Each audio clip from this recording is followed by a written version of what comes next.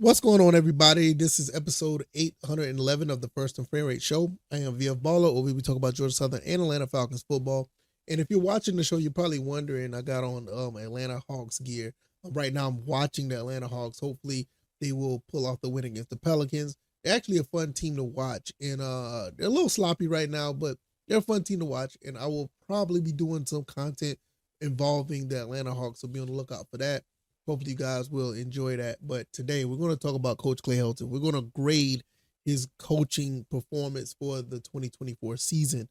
There's a lot to talk about here because there was some ebb and flows, not too many ups and downs, just ebb and flows. And we just maintained pretty much throughout the season. But there was a lot of stuff that went on as well, and we'll talk about that. So hopefully, guys will hang around and we'll go from there. But we will not be talking about the Atlanta Falcons. All I gotta say is Kirk Cousins. Enough said there. I mean, I'm almost up to here with the Falcons. I mean, it's like, come on, what are we doing? Nevertheless, if this is your first time here, welcome. I can be found on YouTube and Rumble. I'm also on Spotify and Apple Podcasts. I want to thank everybody who has been, supporting the show throughout the season. You guys have been absolutely awesome. I cannot thank you guys enough. And it's been a great ride. Viewership is up, listenership is up. You guys have been supporting. Follow me on X at VF Baller. People have been over there giving me a lot of feedback throughout the games, the halftime updates I've been giving. You guys have been absolutely awesome with the feedback. I cannot thank you guys enough, and let's continue to make this thing roll. So, if you want to follow me over there, I talk about things on X that don't really make it to the show. So hopefully you guys will come over there and we'll talk more outside of what I do here. Nevertheless, let's get into this. Coach Clay Helton gets the peripheral weight off of his shoulder and get an 8-win season with the Georgia Southern Eagles. A lot of people was wondering, can he get past that 6-win? Can he get past that 6-win? Because the first two seasons was not very kind to Coach Clay Helton when it came to that. Now, I will say, I think this season was a success, and I'll give you a grade shortly. And it was very refreshing to see the way this season ended. Were there some downs to this season? Yes, we're going to talk about those as well. Were there some ups? Yes. Was there some adversity? Absolutely. A little bit of everything went through this season, but I will say this. I think a lot of us, and it's not a knock on the fans because I felt this way too. I think a lot of us kind of got spoiled with the fact that Coach Clay Helton actually coming to Georgia Southern. You gotta understand, he left USC, won a Rose Bowl, and he actually left USC on, I'm not saying that on bad terms or good terms, but it wasn't like he was losing there. I mean, at USC, he was, 46-24. That's actually not that bad. But I guess, USC got high standards, and apparently you see what's going on there with Lincoln Riley. He just went 6-6, and we're just 8-4. But that's a whole nother story. We're not going to talk about that.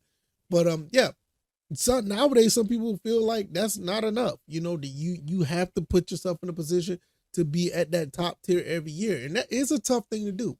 It was very hard for Coach Clay Helton to get win number 7, this year, let alone get 8 wins. You have to understand, like, when you look at this schedule, it was one of the toughest schedules, in the Sun Belt. There was no easy games here. And on top of that, you had a slight quarterback situation. You had another player that left the team. And throughout all of that, I got to give Coach Clay Helton credit. He weathered the storm. And one thing I would say that nobody really talks about, that these players stood behind their coach.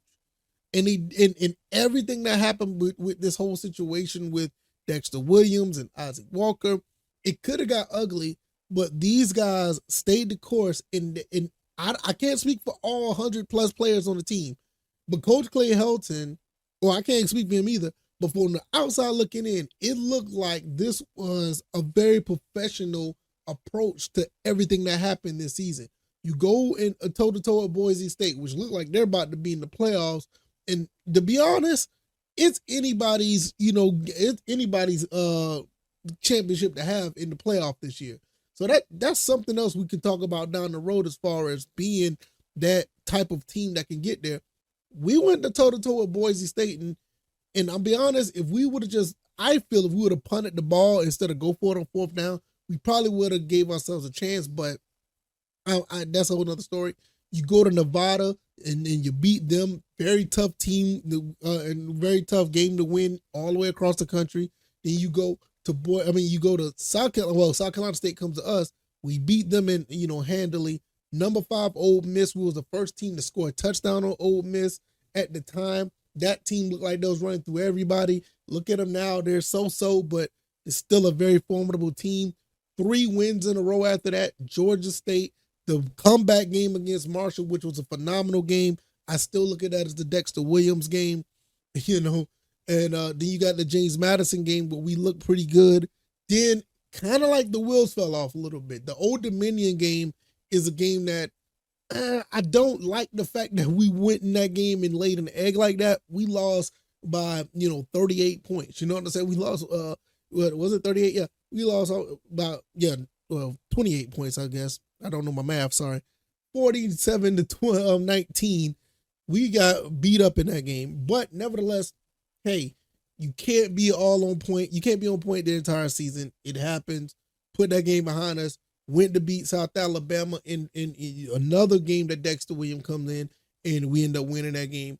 After that, Dexter Williams leaves the team. I kind of understand why, but I kind of understand why he left the team, but the team still held it together.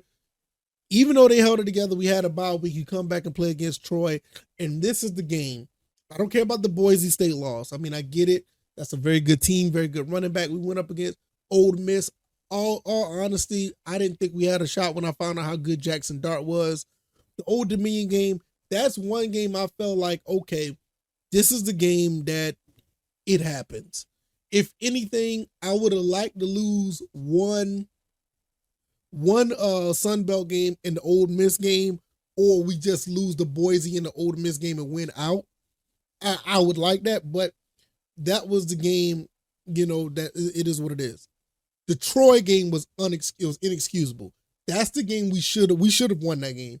And I started to look at this team really funny because Coach Clay Helton, the post-conference of the game, he was like, gee golly, it happens. We lose. Oh, well, what can we do? I was furious because we ended up losing that game based on a couple plays that was just ridiculous. So I was really worried about where this team is going after that. I don't know what happened after that Troy game. I know Isaac Walker, he decided that he didn't want to be on the team anymore, or whatever happened between that. I don't want to say I know because I don't, but it seemed like based on his post, sounded like he did not want to be on the team anymore, and he ends up leaving. And even with all of that, Coach Clay Helton still held it together. These players came in and talked up this team like, hey, regardless of what's going on, we're ready to go play against Coastal Carolina. And I'm not going to lie to you guys. It seemed like it's a totally different team for the last 2 games. Coastal Carolina going in there and beating them. The big play by Justin Myers by stopping that touchdown was huge. Huge. And that basically, that basically was the synopsis of the whole game. Coastal Carolina was going to try, but it wasn't going to get there. 26-6, we win that game. Then you go up against Appalachian State, where the 2-point conversion in the beginning of the game, I still stand by this. That was the difference maker of this game. It made it made Appalachian State chase. They chased numbers that was on the scoreboard instead of playing their football game, playing the way they normally would want to play. And it was a psychological thing. And not on top of that, Georgia Southern just felt like they just wanted to punch App State in the mouth throughout this entire game. So after the Troy game, Coach Clay Helton got this team together, and you saw a totally different team. I'm going to be honest with you guys. This team, these last 2 games, was a totally different team from any other game that we saw all this year. Maybe the closest that we seen was maybe the Nevada game. Because the Nevada game was another game, was a bunch of grit. It was a bunch of toughness. And maybe the Marshall game, those 2 games was like grit and toughness that made this team get W's in that game. But it just seemed like that grit and toughness on top of playing really well on offense was all put together in the last 2 games. And I give Coach Clay Helton a lot of credit for getting this team up when it looks like, to be quite honest, looked like we wasn't going to get past 6 wins again. We end up getting 8 wins, and I will definitely give Coach Clay Helton, I am giving him a B+ for this season. The only reason why he doesn't get an A, is because of the Troy game. If we won the game at Troy, then I would give him an A. If we would have won against Troy and Old Dominion, it would have been an A+, because we kind of knew the Boise State Old Miss game, those are the teams that was kind of like we expected to lose. I didn't expect to lose against Old Dominion like that, and I definitely didn't expect to lose to Troy like that. But if anything, I would have accepted one loss in the Sun Belt. That would have gave me an A, but if you would have ran the table in the Sun Belt, it would have been an A+ easily. But I give him a B+. Absolutely great job, a fantastic job by Coach Clay Helton of pulling this team together with everything that's going on with, like I said, this could have been a really bad situation with a quarterback controversy. I think Coach Clay Helton handles some things behind the scenes a lot better than we would think. And also, I think that we're very fortunate to have Coach Clay Helton. And I'm going to be honest. I think we got him at the right time, and the way things are set up. I don't know where he's going to be going, if he goes anywhere sometime in the future, but as of right now, he's put this program in a very good position. You have to understand, the attendance is up. The NIL is up, but the donations to the program is up. Everything is up, and people are starting to believe in this whole thing with Coach Clay Helton. I think these last 2 games kind of solidified that. 6 and 7, people was kind of wondering what's going on. Cal Van Treese came in and revamped this entire offense with the help of Coach Clay Helton and Brian Ellis. And then you turn back around, you bring Davis Brin in, and we thought that the bottom was going to fall out. We saw great play by, J.C. French and the rest of the offense throughout the season, and he stuck to his guns. Even with, Dexter Williams looming, he stuck to his guns. And to a fault, that kind of hurt. I mean, it kind of hurt him sometimes, but this time he won out. And now I'm starting to wonder, like, the only thing he has to do to put the icing on the cake, put the cherry on top, he has to get a bowl win. Now, I know there's some people that's probably going to be talking about, hey, the season's not over. Yes, the season's over. The bowl game is the postseason, and so I don't add that into the grade. But the 2024 season is over, and I definitely give him a B+ for this season. This was a very solid season for Georgia Southern, despite those other things that was happening that I talked about. Like, the quarterback controversy could have been an issue. The Isaac Walker thing, that could have been an issue. I mean, he put that out on social media, and I understand. Players get frustrated. I get it. But then again, he got the team together, and they turned this around, and they won the last 2 games. And they won these last two games pretty handily. They made people respect on his name and his respect on Georgia Southern. I mean, what more could you ask for? This was good. This was really, really good. So I'm absolutely happy the way things played out. I did not talk much about us missing out on the Sun Belt Championship. I know people are probably talking about that as well. You can't deal with things you can't control.